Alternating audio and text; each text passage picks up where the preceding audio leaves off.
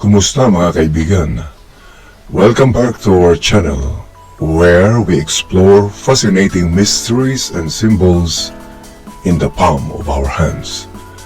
Sa video na ito ay tatalakayin natin ang isa sa pinaka-controversial at intriguing na marka sa palmistry, ang tinatawag na trident o mga linya sa dulo ng heartline.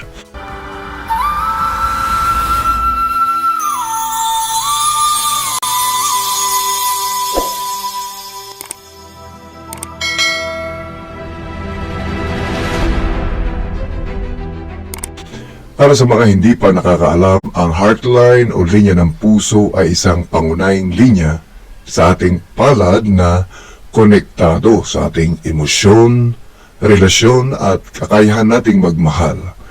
Ito ang linyang tumatakbo mula sa gilid ng palad sa ilalim ng pinky o hinliliit papunta sa ilalim ng ating mga daliri.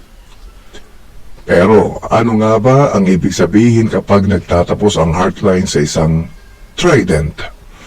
Ang trident ay isang tatluhang sanga sa dulo ng heartline na kadalasang lumilitaw bilang tatlong magkakahiwalay na linya tulad ng isang tinidor o fork.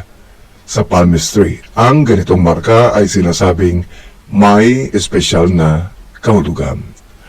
Ayon sa mga eksperto sa palmistry, ang trident sa heartline ay tanda ng balanseng emosyonal, kapayapaan at kakayahan sa pakikipag-ugnayan.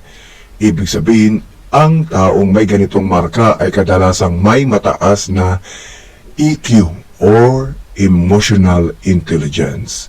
Sila rin ay may kasanayang intindihin ang damdamin ng ibang tao, kaya't madali silang nagiging kaibigan at mahal sa kanilang komunidad. Maliban sa emosyonal na aspeto, may pananaw din na ang trident sa heartline ay isang tanda ng swerte sa pag-ibig at relasyon. Ibig sabihin, ang tao may ganitong marka ay posibleng magkaroon ng mga makabuluhang relasyon na puno ng pagmamahal at pag-unawa. Kadalasan sila ay mas sensitibo at bukas sa espiritual na aspeto ng buhay. Sinasabi rin na ang trident sa heartline ay nagpapakita ng kakayahan sa pagtanggap ng iba't ibang pananaw. Hindi sila basta-basta bumibigay sa mga problema sa relasyon at handa silang intindihin ang kanilang partner, pamilya o kaibigan. Ngunit hindi lahat ay may trident sa heartline.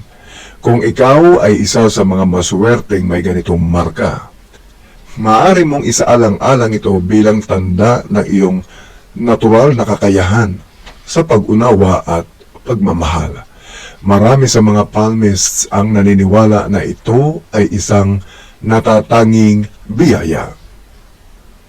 Kaya kung may trident ka sa heartline, huwag itong baliwalain.